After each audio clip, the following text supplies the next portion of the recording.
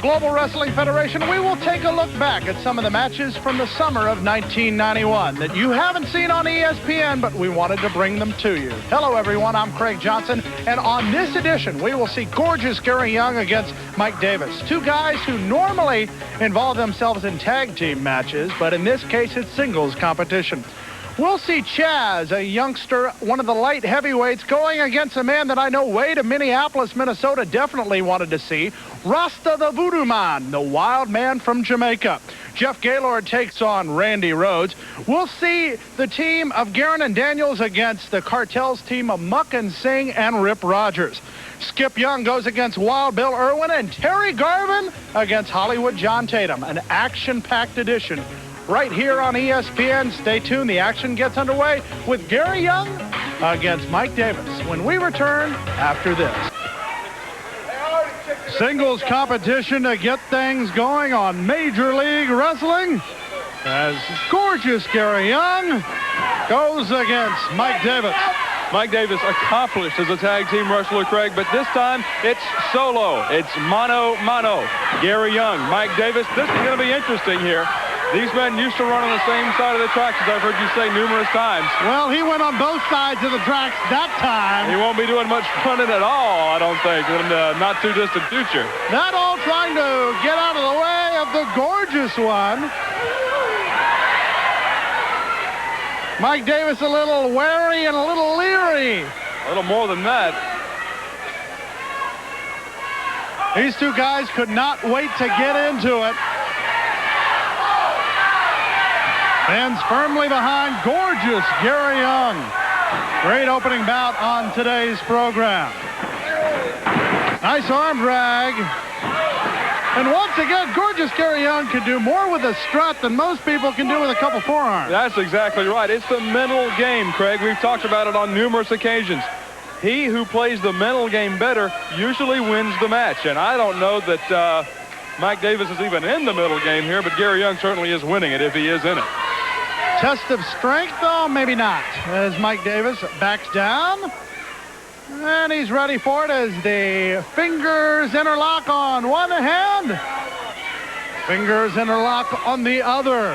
Both men concentrating. You can see some of the definition in the back of gorgeous Gary Young, who looks to have the upper hand here. A test of strength between two men who are not the bodybuilder physique types, but I'm not going to doubt their strength. They know what's going on in that ring, and now Gary Young's getting the upper hand here, getting the upper hand by lowering the hand of his opponent. A lot of pressure onto the knuckles and the wrists. And now Mike Davis possibly getting a little bit of the adrenaline into the arms. About an even matchup. But now, once again, gorgeous Gary Young using the leverage and trying to use his smarts as Mike Davis not quite close enough to the rope. Not quite. As I said before, Mike Davis, an accomplished wrestler, but he may be just a couple of minutes short for the old mental game there. I thought he was a lot closer than he was. Gary Young still putting the pressure on. Davis with the elbow to the back of the head after the knee into the midsection. Apparently he's tired of tests of strength. This is more his style, the way he enters the sport of professional wrestling. Absolutely. Nothing like an own elbow to the top of the head and a snap mare to wake you up. And Gary Young now feeling the brunt of the attack of Mike Davis. Davis using the top rope for leverage. Also to choke the man. Is that a foreign object? There's nothing foreign to the wrestling ring about a ring rope. Davis short clothesline. Whoa. Not many people do it better than Mike Davis. And right now it's just the good old generic variety chokehold. That's a highly technical maneuver there by Mike Davis, showing a lot of that oriental influence there. That's called a choke. Using it some more, Mike Davis there. We mentioned about both men coming from a tag team background. Davis, longtime partner with Tommy Lane and then with Kevin Dillinger.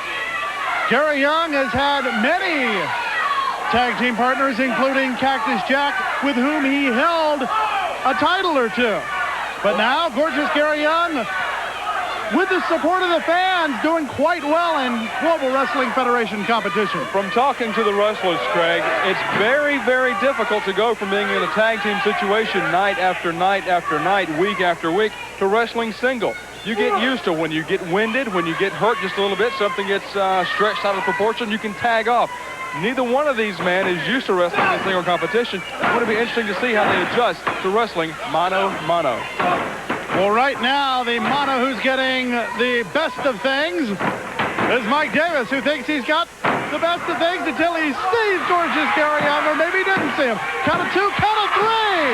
Gorgeous Gary Young sneaks up on Mike Davis and gets the win.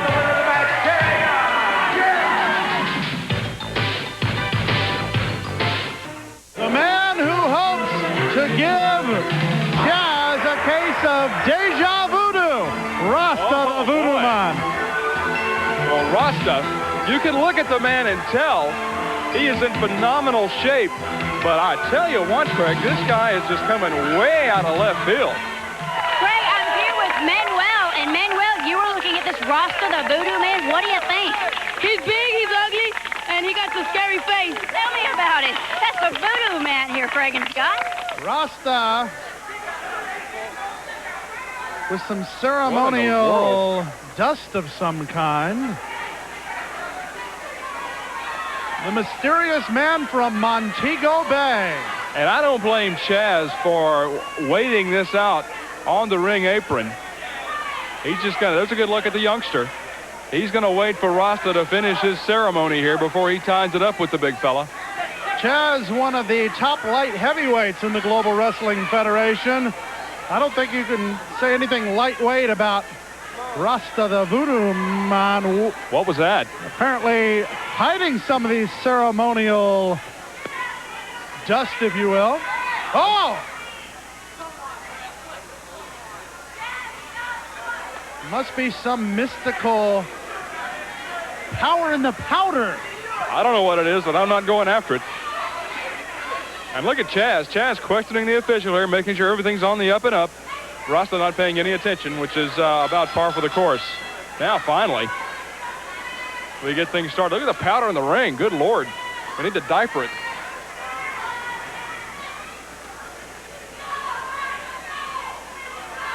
Rasta the Voodoo Man. Looking towards the upper skies. I've never quite understood why he looks towards the skies unless he's getting some power, using power there. And good.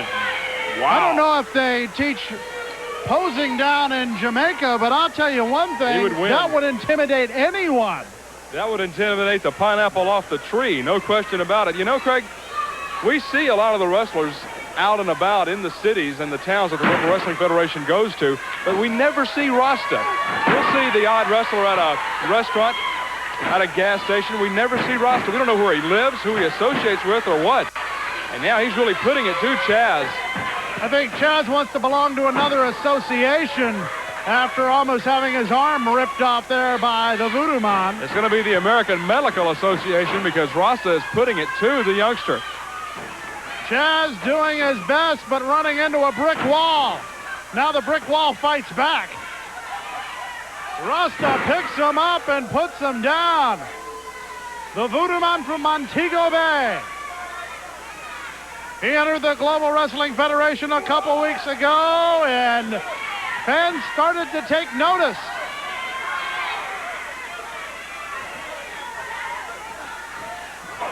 Sends Chaz back into the turnbuckle. The shoulder blocks going right into the midsection. Chaz attempting to fight back on the big man. Going for a backslide, but a backpack was never mishandled that way at any airport. He just threw him off. Chaz had him set up perfectly for the crucifix pinning combination, but Rasta just held his ground, stood there, and dropped Chaz into the turnbuckle.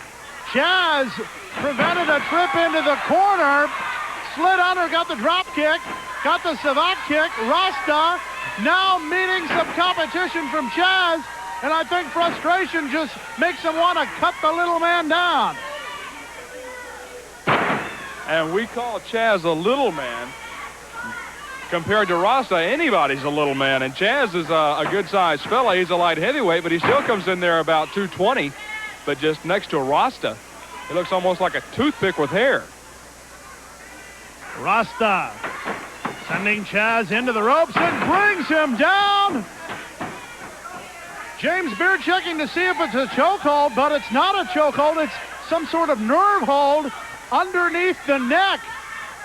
Chaz checked once, checked twice.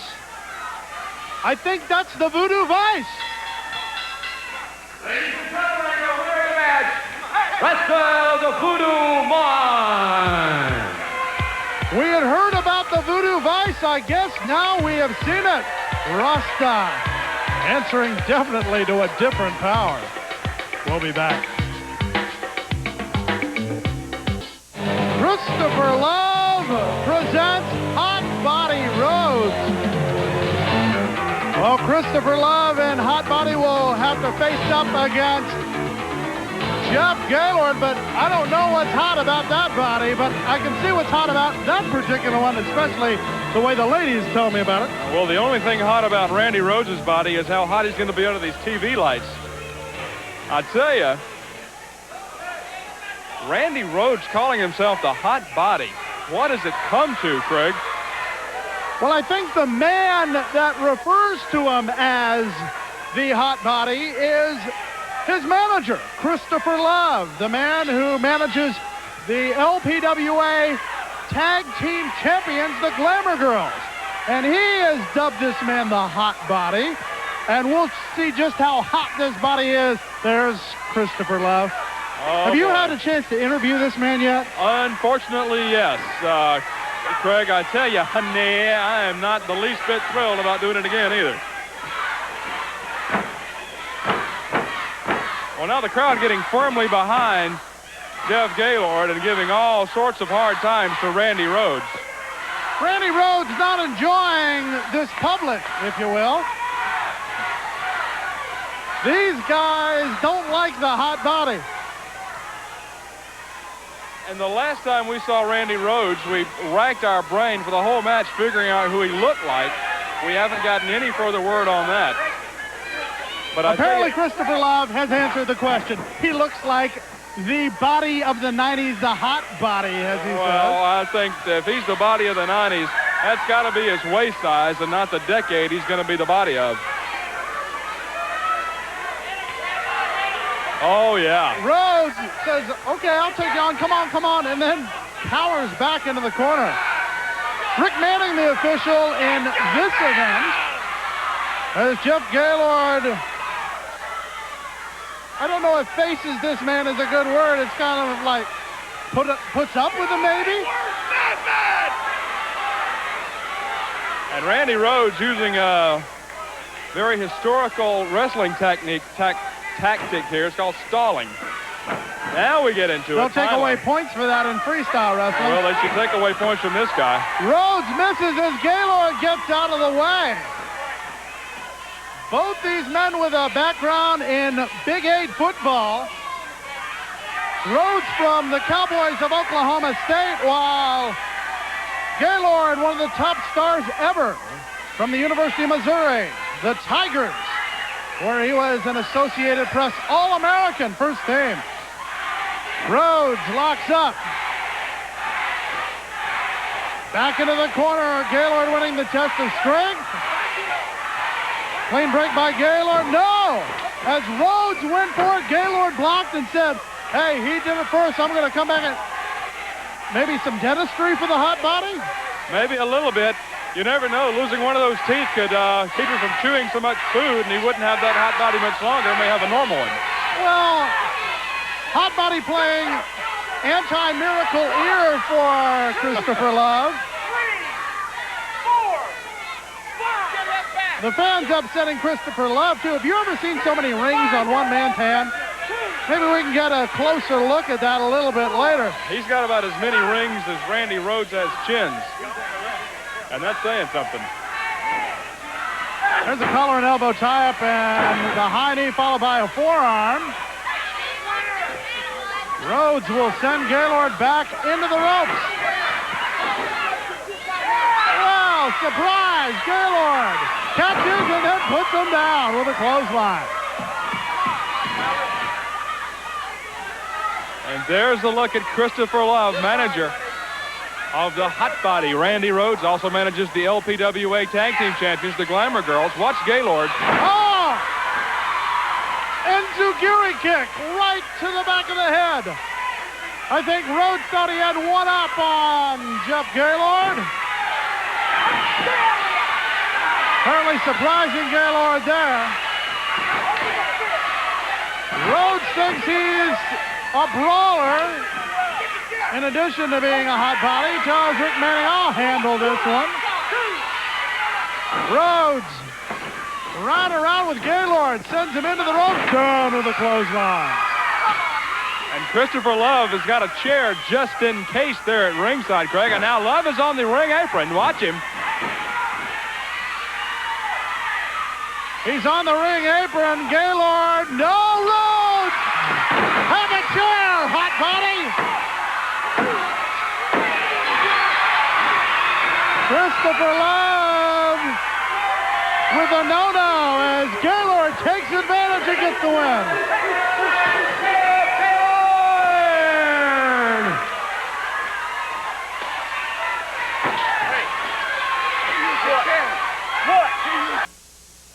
On this edition, Sabrina's here with me in the Global Dome. Sabrina, you and I were watching this Axel Rotten character as he made his way down to ringside, waving that British flag around. What do you think about this Axel Rotten? How can a wrestler dress so nasty and look so sloppy? If he's going to be a wrestler, he should work out. You can tell he doesn't work out. He doesn't do anything with his body. He's all sloppy and run down and everything, and he's in his clothes. Why doesn't he take a bath? All right. And on top of that, he has a great big old fat mouth. Maybe you can take some of Sabrina's advice, Axel Rotten. For you, boss. Two more victims getting down right here. This is for you, boss. I hate to sound like TV Guide, but who's the boss? Oh, that's a good one. We don't know who the boss is. It wasn't meant to be a good one. That's an honest-to-goodness question. Who is the boss? We don't know who the boss is. We don't even know who the other members of the cartel are. And that's what Mukund Singh and Rip Rogers call themselves. They are the cartel, but they're not all of the cartel. And they have yet to tell us who the boss is. So I'm at a loss here, Craig. Terry Daniels and Quick Rick Guerin, the opponents for Singh and Rogers. Doing their work the way the boss tells them to do. Of course, we can only speculate on that, not knowing who the boss is. And thus, we can't figure out what work he wants these men to do. We don't know who he is, thus we can't figure out what kind of work he's going to ask them to do for the cartel. The go behind by Rip Rogers, but Daniels was able to get out of that. Rogers with a few words to our cameraman, saying maybe he pulled these lovely blonde, uncolored locks. Yeah, all natural. No question about it. The tie-up and beautiful arm drag there by Private Terry Daniels, whose wrestling background goes into the military with the Marine Corps, a freestyle wrestler in the Armed Services competition. And a lot of people don't get a chance to see that since it takes place on military bases, but Daniel's very accomplished in that area. Not very many people like Rip Rogers on military wrestling teams either. Not a lot of those natural blonde locks and pink tights on the old Air Force Base. Not for long, anyway. Daniels, fireman's carry, takes Rogers down, then goes back to work on the arm.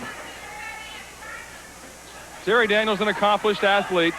His background also goes to semi-professional football. And to say semi-professional doesn't mean they don't play as hard as the regular football players. They play just as hard. They're just not on the professional teams as we know it. An all-around athlete, Craig. Rogers pulls him out of the corner and follows it up with a clothesline. Rip Rogers tries to sell ice to the Eskimos, sand to the people in Nevada in the middle of the desert. Even tries to sell my broadcast partner a few things, but right now, unable to make Private Terry Daniels buy the fact that he's not going to go down. There you see Mukund Singh.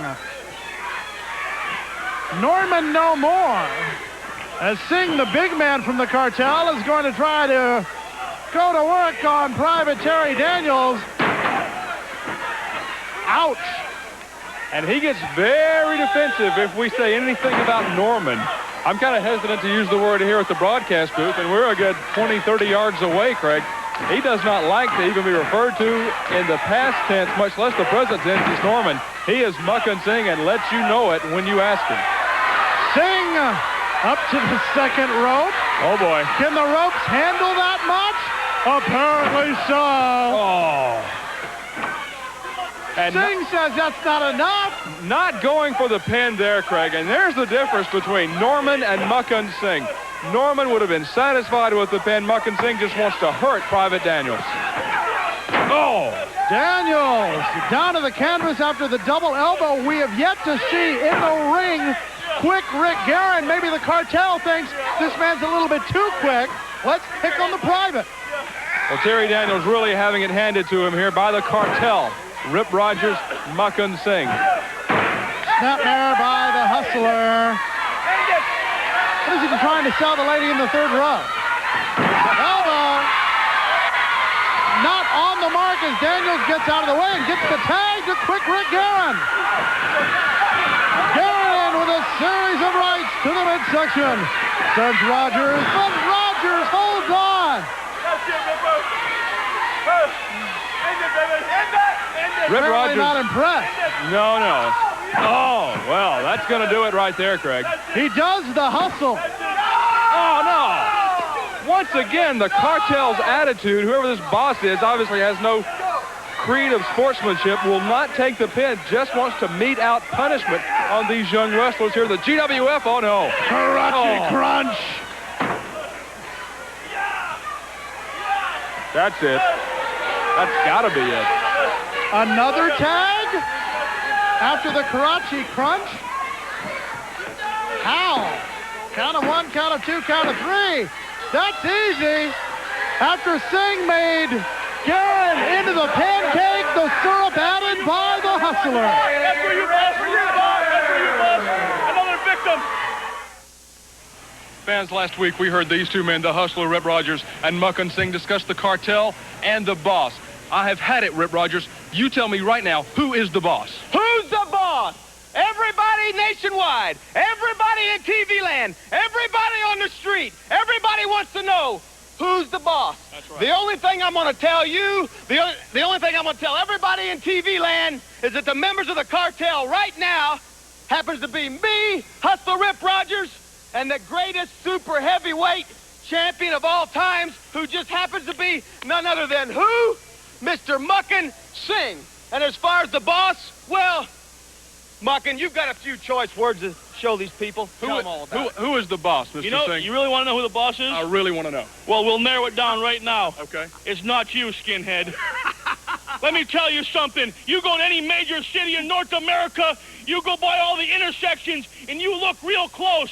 Look over in the corner, you'll see a limousine, you'll see caviar cans, you'll see lobster shells laying all over. That'll be the Hustler, Mukund Singh, and the boss sitting on the street corner during rush hour. You know why we sit there? We love to watch these poor slobs go to work every day, carrying that lunchbox full of bologna sandwiches, that old stale potato chips, and having to go home to that ugly wife at night. Maybe you drive by, you have a good look, and look real quick. You may see the boss sitting between us, popping another bottle of bubbly while you poor slobs work for a living.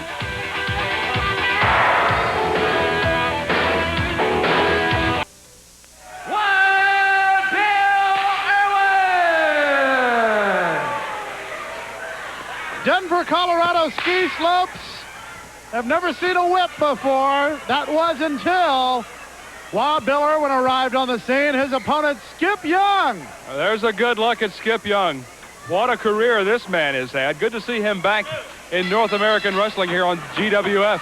He's up against the wily ring veteran, if you will, there, Craig, and Bill Irwin. Wild, is that what you said? Wild. Wild and wily. That sounds like a show on Saturday morning. It's a pretty good show. But Bill Irwin, we talk about changes in appearance, changes in attitude. Bill Irwin has been around the horn 2 or 3 times. Nice leapfrog by Skip Young as he brings him over with a hip toss. Tried to get the elbow, but Irwin's out of the way. Skip Young got out of the way, too. Irwin has been very small, has lost a lot of weight, has put it back on, has lost more weight. Now he's about mid-range in there, has cut his hair short, shaved his mustache, grew it back. That middle game we talk about, Craig, Irwin plays it well. The roll-up by Skip Young, but into the ropes goes Wild Bill Irwin as he's able to get away before Sean O'Brien can employ the count. Irwin with a series of elbows to the side of the head now goes to work. Just before I say that, these guys are just going so fast, reversing with those chain wrestling moves.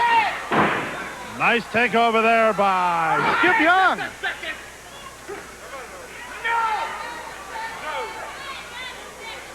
Now going to work on the arm.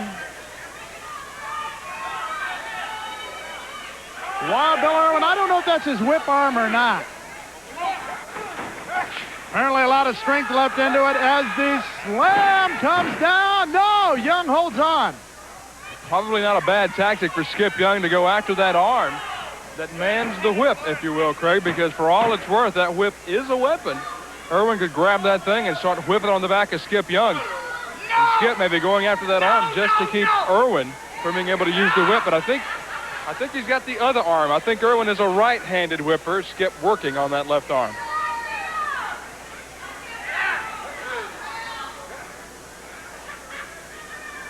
Irwin trying to get some of the feeling back in that arm by putting pressure against the chin of Skip Young. Irwin adds a knee to break the hold. Into the ropes goes Skip Young and backbreaker. Just before Young hit the canvas, he hit the knee. Excellent tactics there by Bill Irwin. Just as Young was going to be slammed into the mat, Irwin stuck that knee in just a little of the kidney area. Not really a backbreaker, but maybe a kidney breaker and a body slam. Good move.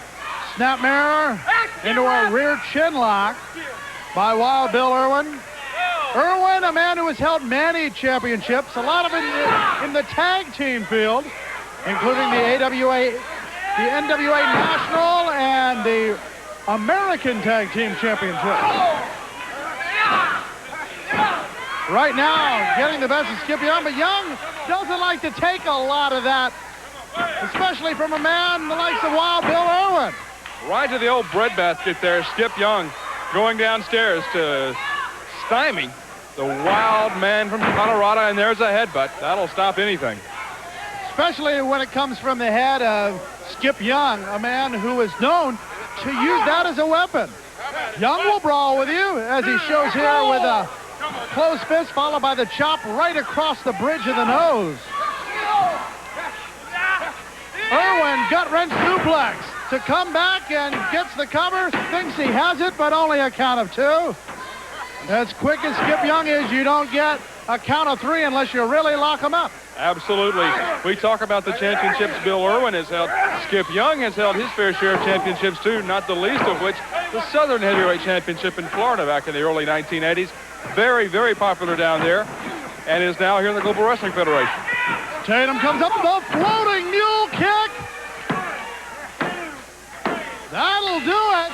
Young tried to get his foot to the rope, not quite in time. Ladies and gentlemen, your winner, Wild Bill Irwin. Where that came from. The Lightning Kid in control after dropping the leg to the back of the neck.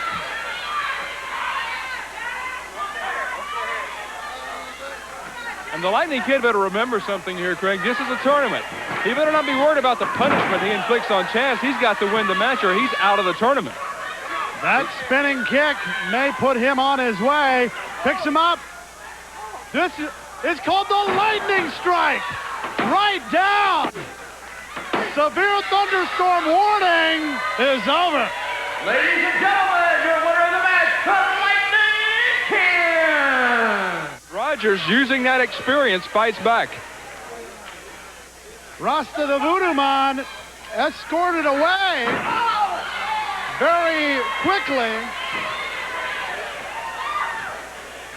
while the handsome stranger trying to get his wits about him. Has him up for the suplex, locks it in. 1, 2, 3.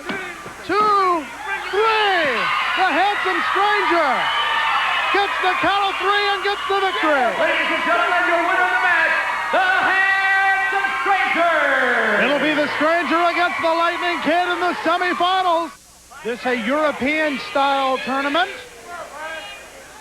Thus, you have 3 finalists instead of 2. Both of these men would like nothing better than to be in that final round. Right now, it looks like Mike Davis may be well on his way if Brian Adias can't mount the comeback. Adias, well-versed in track at the University of Texas at Arlington, runs a lap around the ring, trying to get out of that predicament, and Manning didn't see, was that a count of 3 or not? Yes, a count of 3. Garvin climbs the ropes. You can count along with the fans on this one.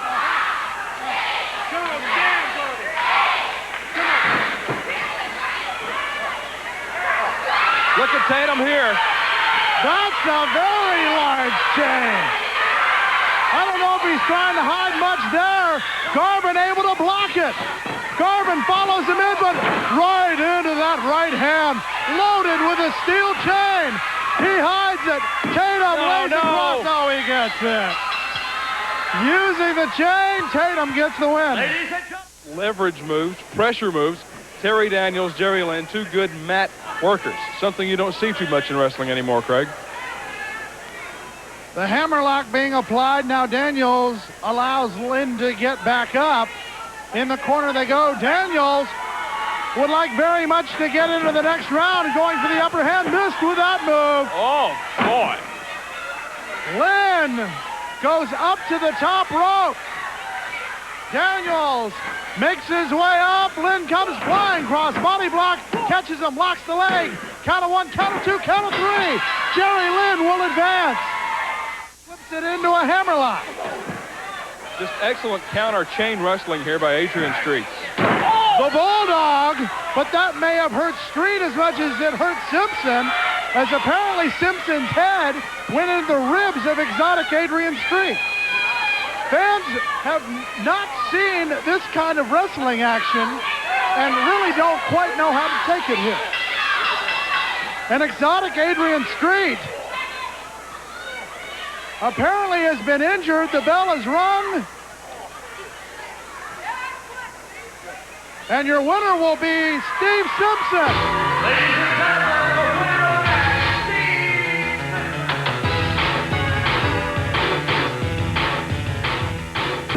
John Tatum getting set to take on Terry Garvin. These 2 men very familiar with each other. They've had a bout in the past that was rather controversial. Absolutely. Terry Garvin, good-looking young athlete there. Certainly changed his image over the last few months, couple of years rather there.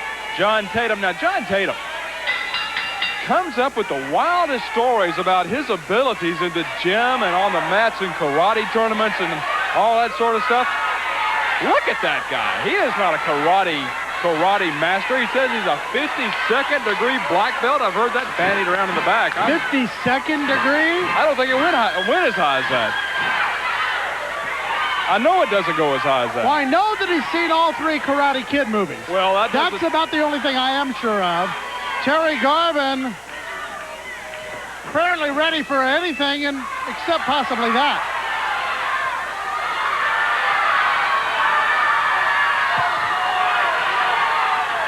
Very leery is Terry Garvin, who back in the old days may have used this tactic himself. Well, what do we make of that? Surprise, indeed. Well, John Tatum, ever the unpredictable one in the ring. You never know, he may show some of that 52nd degree karate, 52nd degree black belt karate, I should say. Well, we may see it here, as he's not known for making clean breaks most of the time, but well, maybe the friendship starting to come back. These 2 men running buddies in the past, and apparently everything is Maybe fine and dandy. Oh, look at that face. There's nothing dandy about that. That's about as devious as I think I've come across, Craig. I wouldn't trust John Tatum. I don't mind telling you. There's the lockup as the two men in a rather scientific bout so far. Garvin has Tatum back and a clean break.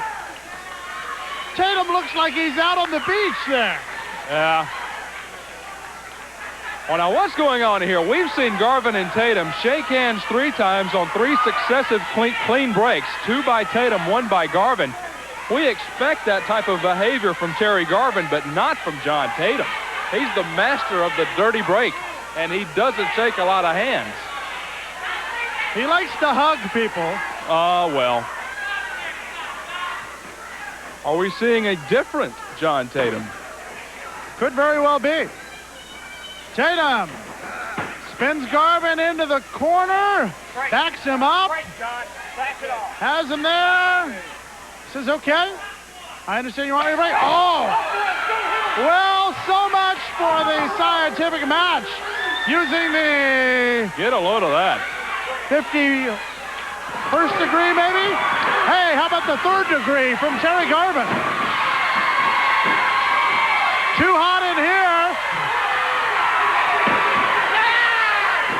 Terry Garvin.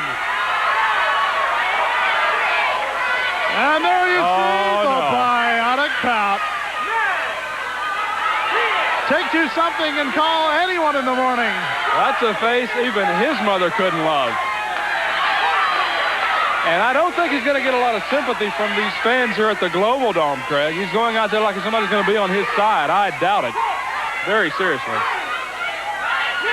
Well, Tatum has taken a respite while Rick Manning has been counting the seconds. Gets in and offers the hand. Even the fans aren't buying this one.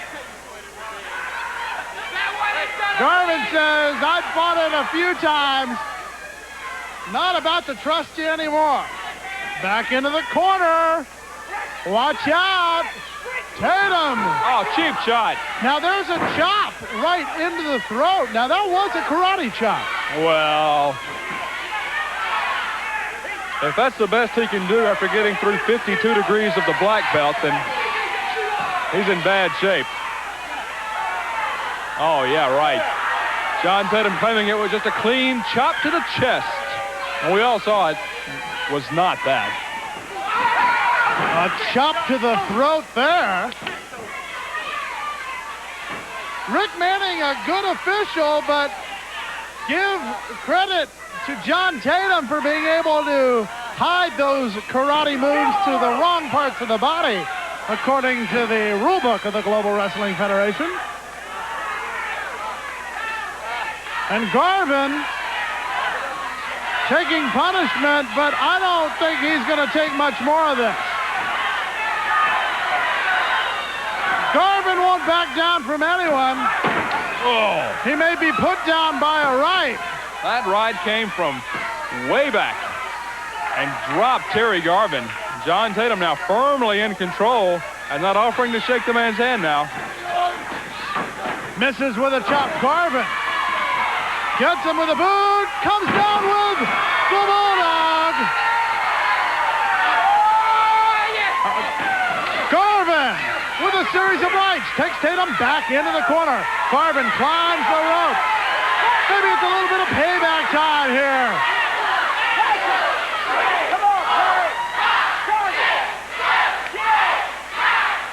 John Tatum may think he's a karate champion. He may be speaking in Japanese after that sequence there. And now, down around the middle rope. 15, no, he was about to make it 16. Rick Manning stopped him, and the left from Tatum. And right there, referee Rick Manning stopped Terry Garvin from using the fist.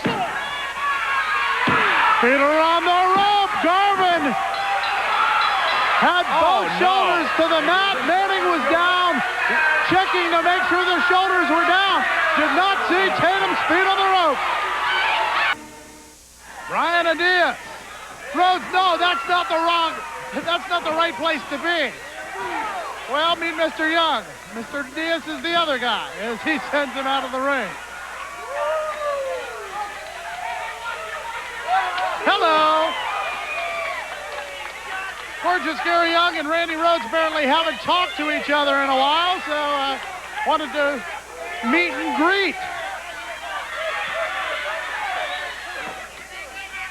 Diaz eyes the outside of the ring, awaiting the return of Mr. Rhodes.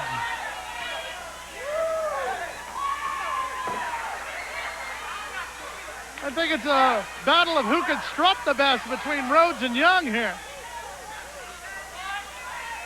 Now Randy Rhodes seems to think that boxing might be the better sport here. Cowers into the corner, and Diaz will have nothing of that.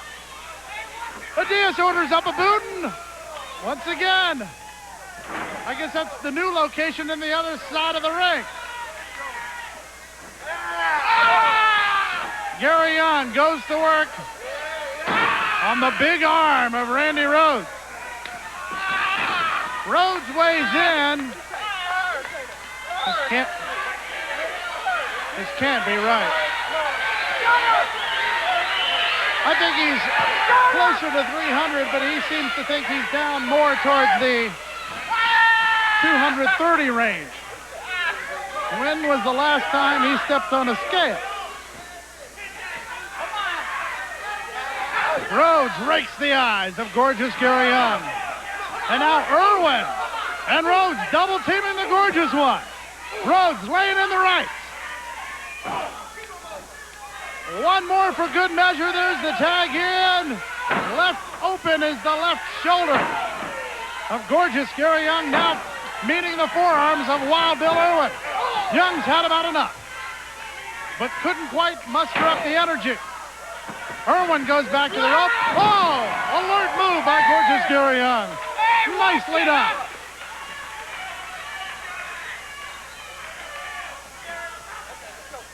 Young takes Irwin back to the rope, twists the left arm, sends him in. Oh, backdrop. Irwin's back meets the mat. Young gets the drop kick. And now goes for the cover. Count of one as Irwin gets out of that pinning predicament quite quickly. There's the armbar once again by gorgeous Gary Young, who hails from Little Rock, Arkansas, is his native home. Spent many a year in Houston, Texas also. Shut up! The two men in the ring have one thing in common. They have both held the World Tag Team titles in various organizations. Young tried to go for the crossbody, but was met by Wild Bill Irwin. Irwin tried to come down with a knee, but there was nobody home there. Young will take advantage and go back to work on the arm. Gets the tag to Brian Adias. Adias goes up to the second rope and down right onto the elbow. Now, trying to spin it like a pinwheel. Time for Young. Down right on the elbow again. Gorgeous Gary Young putting a lot of punishment, but that will get you out of that situation. Irwin with a tag to Rhodes. And a series of forearms by Randy Rhodes. And now, double teaming by the team of Rhodes and Irwin. Adias says, no, no, no. No, he brings the whip in. Wild Bill Irwin has the whip. They go to work on gorgeous Gary Young on the double team. Rhodes spins the arm. Gets the tag to Irwin. This team fully in control at this point. Irwin sends Young into the rope. Dumps the clothesline. Shoulder block. They both go down. James Beard starting the count. Both men make it to their knees to break the count. Irwin gets over to Rhodes for the tag. Young needs to tag Adias and does. Two fresh men in the ring. Adias ready for action. He takes on Rhodes, then Irwin, and would you like to meet each other? Here's an up-close look. Mass confusion in the middle of the ring, but Adias nails the drop kick. All four men in the ring. Adias with a knee drop. Adias and Rhodes are the legal men in the ring. Watch out for the whip. Oh! Irwin pulls him down with a whip. Rhodes choking. Young goes outside of the ring, but Rhodes and Irwin, the legal men, still going at each other in the middle of the ring. Rhodes drapes Adias off the top rope, and now Randy Rhodes has things in control.